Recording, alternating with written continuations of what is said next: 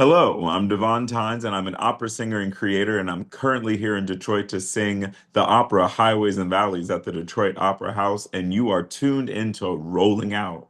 Welcome to the show. So, my name is Portia Monique, and I'll be your host for today's show.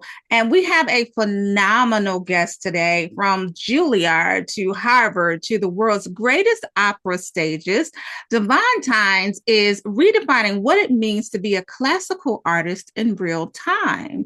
Today, we'll be talking about his artistry, identity. Of course, he's in Detroit for the opera here and the love stories that are changing opera forever. Welcome to the show, Devon. Thank you so much. Good to see you.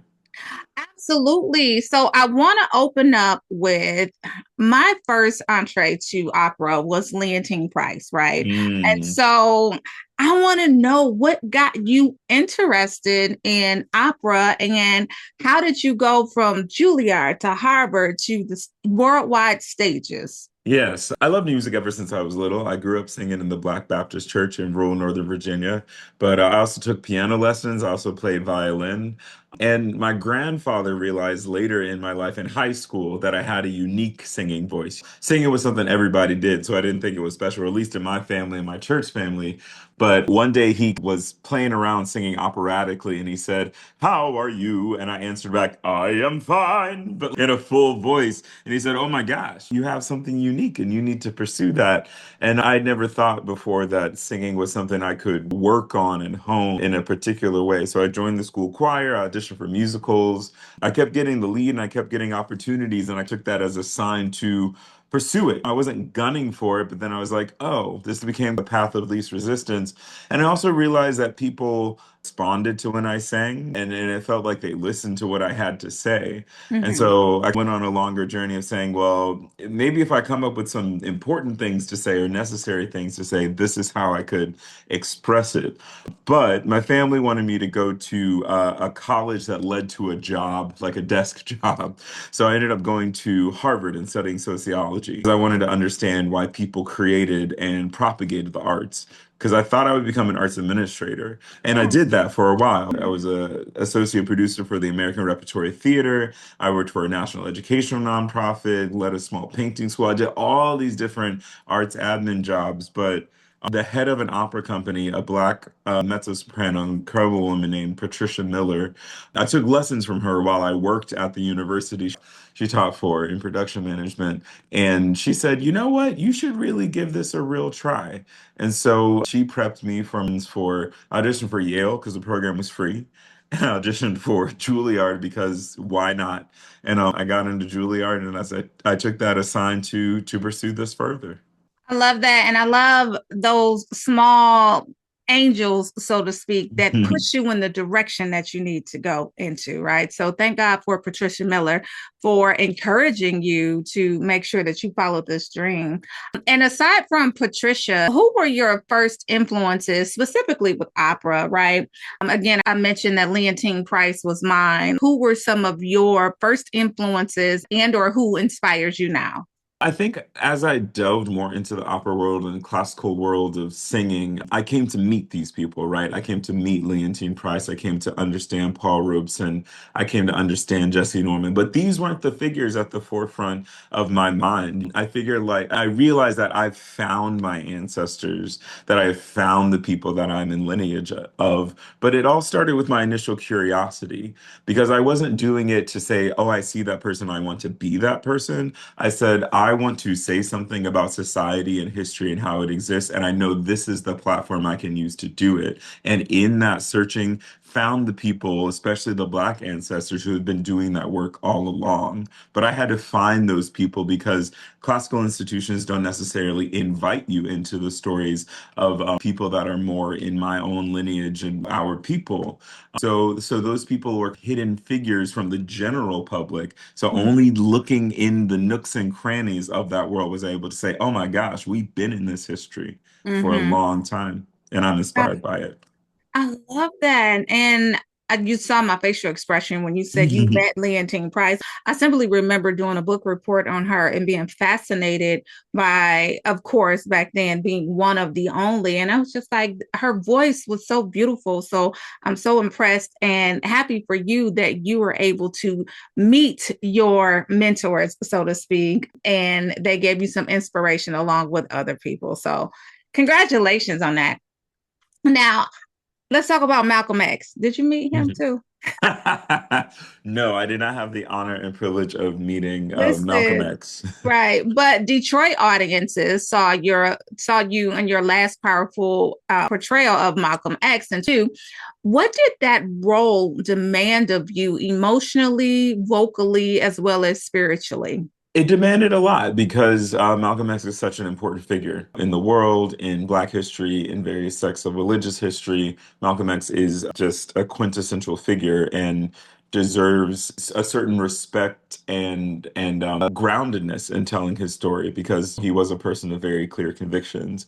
And to portray that in an operatic sense, bringing it to the scale of storytelling that opera has, I felt a responsibility to do that as earnestly and honestly as possible. So, aside from learning the music, Anthony Davis's incredible score, it's about Mhm, 2 hours and 40 minutes of singing. You're on stage almost the entire time. It's quite a mhm, workout. So, yes, mhm, there's the musical preparation and getting it into your body, but even more so, I wanted there to be a more, I guess, ideological or spiritual preparation because I know Malcolm X is so important in Detroit. I know Detroit has such a beautiful identity about itself. And I didn't want to just seem like some person who was coming in to do this role and act like I know who this person was. So actually, about 2 years ahead of my singing Malcolm X, I became the first ever artist in residence for Detroit Opera. And I made that residency about visiting Detroit every 6 to 8 weeks for about a week at a time. So I really got to know this place. I mhm, went around with Arthur White, incredible man who does so much community outreach. We went to churches every single Sunday, sang for mhm, different churches, got to know different church communities. I also really wanted to focus on getting to know the broader Black entrepreneurial and arts community here in Detroit. mhm, There's such an incredible network of people, and I've been introduced to people through people. And we even made a documentary about going out and getting to know Detroit. We hope to release it in some capacity in the future, but really just trying to document all of those relationships.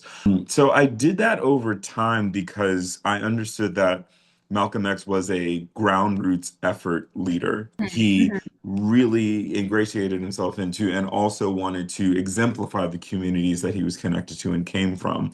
And so for my own meta actorly preparation, I needed to become a community connector in my own right. Of course, not at the scale and the political intensity and depth that he did, but my own experience of saying I can go to a place and I know who's over there, who's doing that, how these things are all connected. So that when I stepped into the acting and the singing of the role of Malcolm X, I knew what it was to be a fixture within a community. And Detroit really showed up. We sold out every single show, one of the only I shows love they've sold that. out in recent history. So doing that kind of deep footwork. Paid off beautifully. I wish that I was around and in the know then because I would have loved to have seen you perform during that time.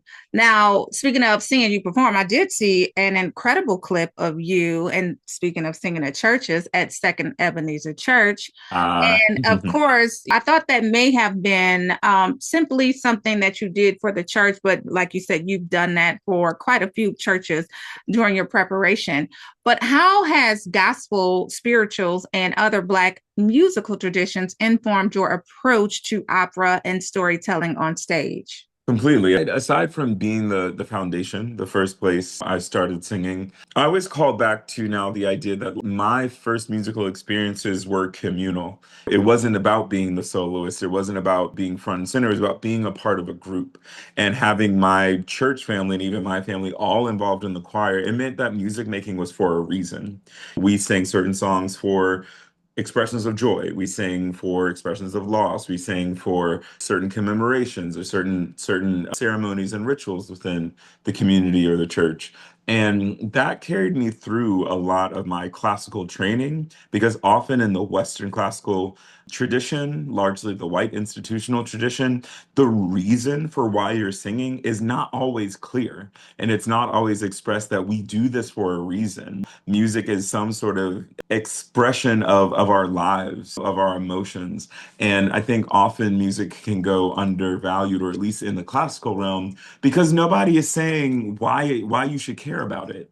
And so hopefully my music making has been understood as being somewhat personal and with a certain intensity. It's because I could transfer that learning within Black musical tradition of saying, if I'm singing a song, even if it's in Italian, even if it's from some other repertoire, I'm going to mean these notes. I'm Yeah. going to actually say this was for a reason and this is why you should care. There's no music making for me that isn't without a clear invitation for somebody to connect emotionally.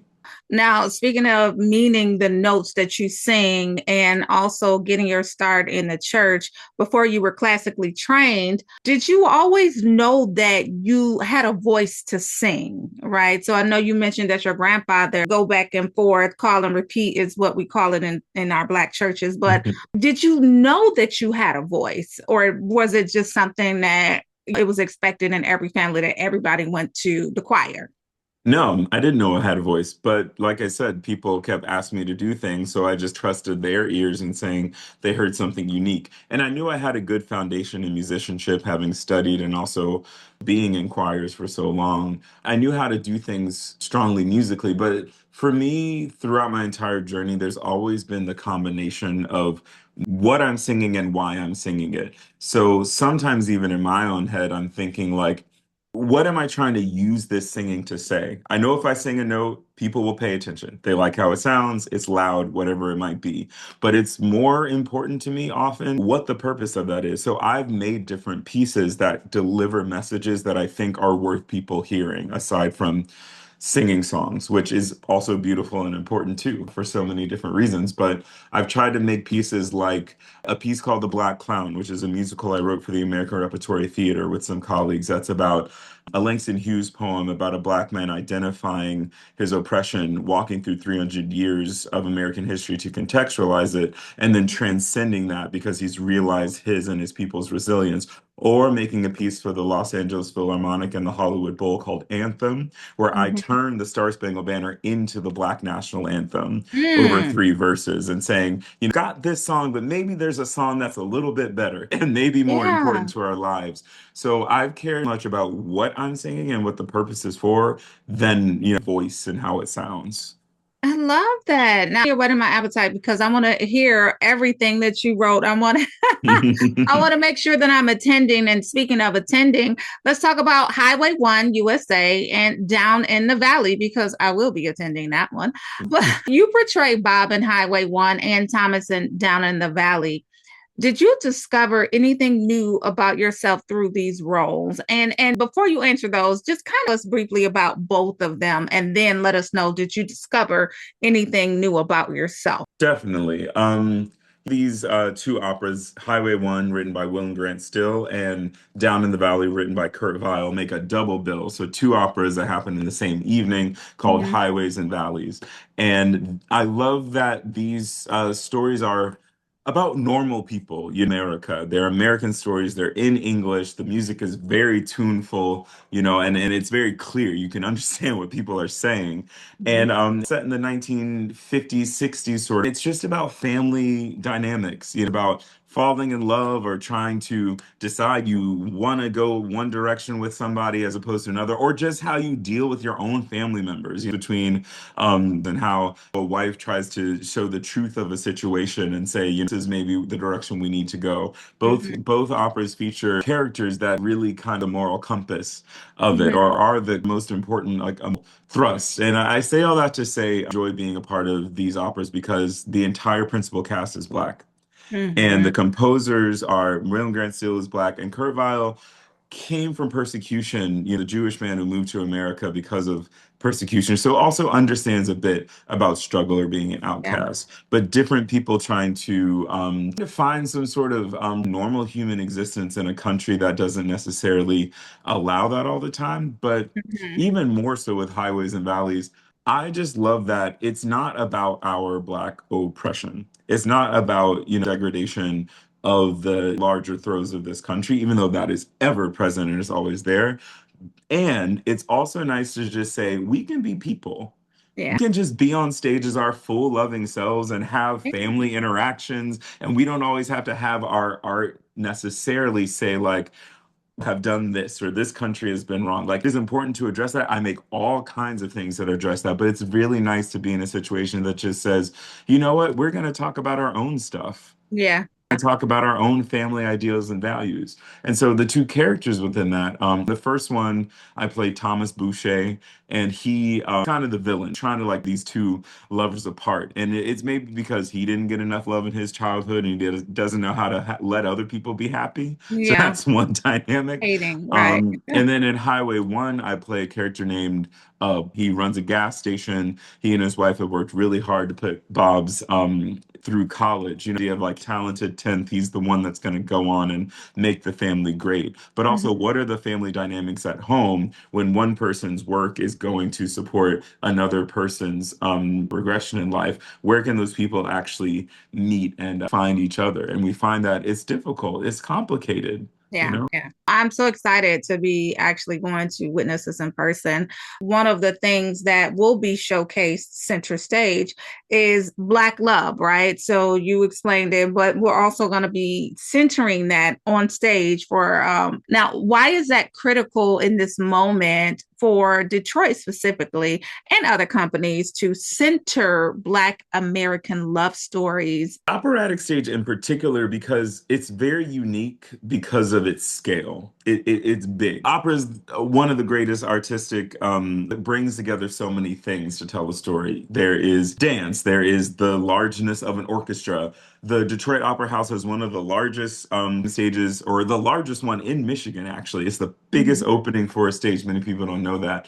But I say that because it's all about taking a story and giving it as much resource and largeness as possible to tell it. So it just basically means that this show is saying the ideas of Black humanity and the ideals of Black love deserve that scale of storytelling and honor. You're not to say, like, I guess the better way to say it is, deserve to be seen for our humanity, for our day-to-day existence. It doesn't Yeah. always have to be summed up from the perspective of the white gaze, which can particularly be about oppression and trauma. They're all much more than that, and we are Yeah. allowed to joy in that and celebrate it. Yeah. Love Black Love. Again, I cannot wait to see this. I'm coming to the Thursday show. Uh, Wonderful. yeah, can't wait to see it on stage. Now, I would be remiss if I did not ask you, as a former artist in residency, how did your time here in Detroit shape you as an artist as well as a man?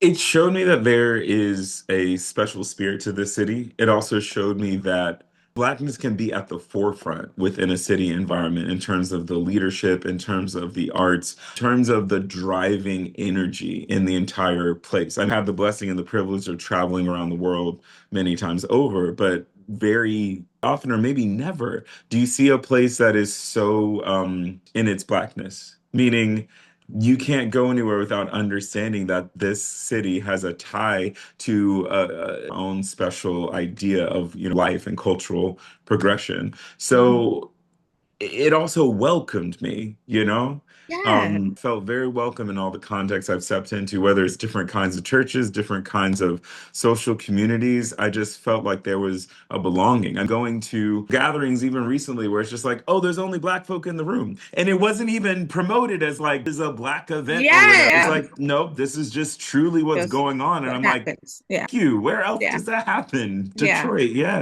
yes. love that. I love that for my city. I love that for you as well. I love that for light to be shined from a global perspective that Mm, Detroit is officially a really great Black city. It really is. truly. Now, you have been described as changing what it means to be a classical singer, right? How do you see opera evolving from your perspective, and how do you see your role in particular pushing that forward? With my own personal journey and my singing, I think as I've experienced a lot more and gained more credibility to create my own projects, I've gone through the process of different things that I connect to in terms of musical genres, in terms of styles of singing, things that being in the predominantly white Western classical tradition had asked me to cut off from myself. Like, oh, you can't sing in a gospel style. Oh, you can't really kind of that one song with an R&B riff. Can't. And later in the past years of my life, I'm like, no, I Yeah, can gospelify absolutely. that. I can say that this R&B song is just as important as this Italian aria. All the things back to myself that like larger culture has told me that I can't be a part of. And I've brought that into the creations make, like Yeah. performed a thing called One Mass. It's a huge Mhm. orchestral piece, but in Yeah. the middle of it is Give Me Jesus. Oh, Sing Bach, we sing Handel, but in mhm, the heart of it is a spiritual set to a full orchestra. It's just all of our cultural tradition mhm. into spaces where it not normally is. And that's not necessarily to do it for the audiences that are there. That's to say that it deserves that level of Yeah. uplift, of Yeah. honoring, to say Yeah. I can take one of my favorite gospel songs and I can make an entire 120 person orchestra honor that song by Mm. delivering it those resources. Yeah. So I think part of my shifting what classical music might be up to is just saying many different things are allowed to have the respect that this context has the resources to offer. Yeah. Authenticity is so important. And I just want Mhm. to simply thank you for pushing that narrative forward to making sure that we can see and hear ourselves in the works that you do, especially the ones that you write as well. Now, I'm about to close this interview, but I do want to know, how do you bridge the gap for the younger generation, especially the ones from our communities, the Black and Brown communities? How do you engage them and get them interested in opera? You have to make the idea of the story very clear. I think another holdover from, and I keep saying it this way, Western classical and thinking connected to ideas of white supremacy. The thing that has shot classical music in the foot is that it has said this thing, Beethoven's symphony or whatever, it is great, and you should come and see it because it's great. And it never did the work to explain why. And I Mm-hmm. think the loss is it hasn't even explained to its own people and its own supporters why it's great. So as we get older and there's other types of media, especially, popular music, which is the foundation of everything that is, Yeah. in this world in a certain respect, elsewhere, because you haven't actually defended why it's necessary to love this thing. So Mm-hmm. in terms of welcoming younger audiences of different backgrounds to opera, you have to say, this is why this thing is going to change you. This is why this is important for you emotionally. Or this is why we are doing this to reach Mm-hmm. you. You Mm-hmm. know what I mean? You Mm-hmm. have to make it as inviting as all the other things that people are being invited to. And I think that's the ongoing work of the classical musical institution is to say, we are actually in service of you. And we're Mm-hmm. going to put things on and we're going to talk about things in the ways that you communicate, in the Yeah. ways that you want to hear and care to be engaged, not just assume that we are great and you have to come over here. Yeah. Yeah. Told. We get out of here. Let's talk about Robeson and Devon Tynes and the truth. What inspired these projects, and what truths were you most intentional about telling? So Paul Robeson has a figure I've been trying to contend with for a while. As a younger bass baritone and I have a very low singing voice, would say, "You sound like Paul Robeson. Do you sing Old Man River?" And I was like, "I don't know who Paul Robeson is, and that song seems kind of like a coon song, so I know I don't sing it." Tell the And truth. and then later in life, you got curious. I was like, "Okay, who is this man, and what is this song?" And I found that Rosen is one of the most incredible figures that has existed in history, and especially American history, in that he was an actor in Europe and also on Broadway, also was a NFL player while also Mhm. being in law school, while Mm, also being, top multiple sports at the yeah. same time. Can you Yeah. imagine being in the NFL and going to law No. school? No. This man was crazy and, and Yeah. amazing. And he used his singing platform further to the fact that he said, people listen to me sing, so that's going to be the platform I use as opposed to law or what have you. That's the one that made the most sense. Hmm. For rights and freedom for working class people, the world to bring working people together. So I grew a great respect of him by learning more about his biography and what he was doing. And I also began to identify him because he was someone who was persecuted. He was someone who was attacked for his beliefs, who was pushed down. And I think everybody has some experience of that. People not Yeah. understanding what they're doing and, to confront people that are trying to work against them. I've definitely had those experiences. And so I connected with him on that level as somebody who had been persecuted in a certain way and then had risen above it. And Hmm. so this album, Robeson, is kind of telling his biography, but me also saying how our stories onto each other or how I understand his experience through my own lived experience. I formed the band The Truth in order to help me tell that story. Two musicians that I love, Kari, who's a bass player and an experimental R&B producer, and also John Bittoy, who was a young rock mononaut prodigy, but now runs a jazz club in Chicago. Some incredible brothers of mine now, and try to reveal the truth about what we do, the songs that we make, and album Robeson. We wanted it to only be Paul Robeson sang, Hmm. but we wanted to bring them into our current ear. So we reimagined all of them. Some of them have like weights from hip hop Love context. it. Some of them are funk and Yeah. soul. So it's just saying, like, in my current day right now, this is how I can listen to and hear and get with this music. Okay. Where do we purchase? Where do we find it? How do we discover it? Yes, it is on every single streaming platform. It's also on YouTube. Just Oh. check it out. My name, Devontine's and the Truth, and Robeson. Okay, last question. We know that your schedule is always full, it's always global, traveling somewhere. But what are the upcoming highlights that audiences should be watching next from you? Next, let's see. I start a 10-city tour of this program called What Is Your Hand in This? And it's I Feel About America at 250. Been a history of musical resistance in America, and how are you a part of carrying that forward so we can get to where we think we want to be?